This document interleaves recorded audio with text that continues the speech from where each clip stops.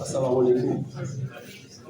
Bonjour à toutes et à tous. Donc, je tiens d'abord en premier lieu à féliciter Charles et l'inspecteur Si qui nous ont présenté en tout cas un exposé brillant. Je me suis dit qu'après les doyens qui sont passés ici, je pense même avoir le trac, mais en tout cas, comme je suis un acteur, et je me dis que je vais essayer de représenter d'une part les jeunes enseignants, et de l'autre côté, je vais faire une transition parce que depuis ma première année à l'école, j'ai beaucoup travaillé avec les gouvernements scolaires, amener un peu le mot des élèves ici, et le présenter, parce qu'il est important que l'on soit là, que l'on parle, mais également que l'on ait un peu l'approche, le regard de l'élève. Aujourd'hui, je vais commencer d'abord par parler de l'élève, la vision de l'élève de l'école.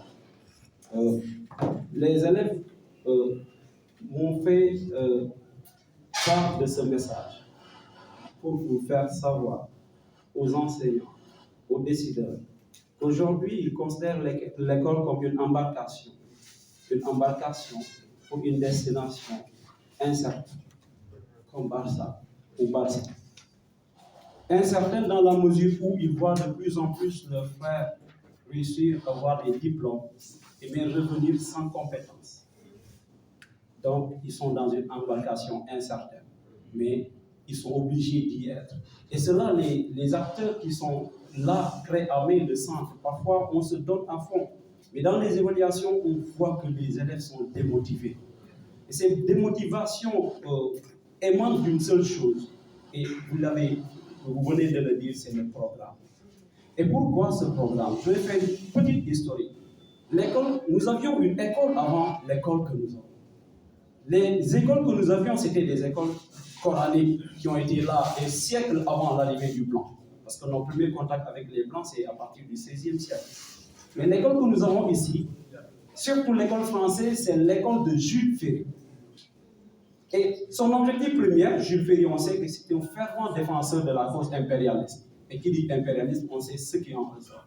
Donc son objectif premier, c'était l'assimilation culturelle et l'acculturation.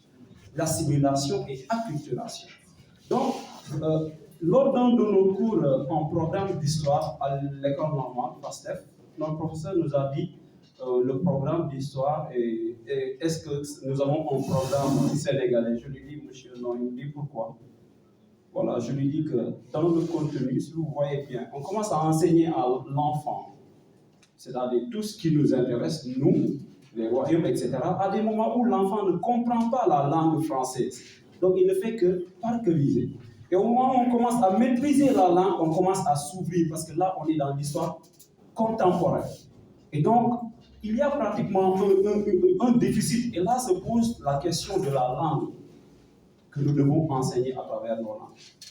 L'autre élément que je peux mettre sur la table, c'est une de mes interrogations, mais ça, je ne l'ai pas seulement limité à une interrogation. Parce que ce qui nous fatigue le plus souvent, c'est d'analyser des colloques, travailler du point de vue théorique et ne pas explorer. Et ça, je l'ai exploré, essayé au niveau de mon établissement à Gaïndé Fatma.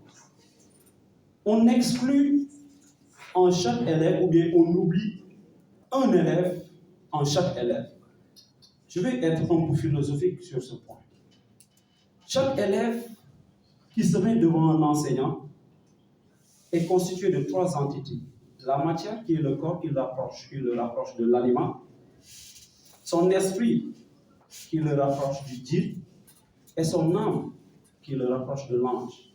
Et c'est l'association et l'équilibre de ces 3 entités qui fait l'humain.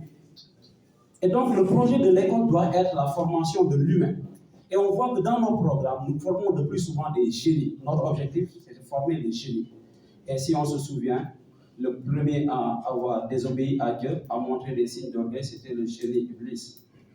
Donc, de plus en plus, les fragmentations sociales, le capitalisme et toutes les autres choses que nous faisons, c'est que nous avons un programme pour le génie et non un programme pour l'âme.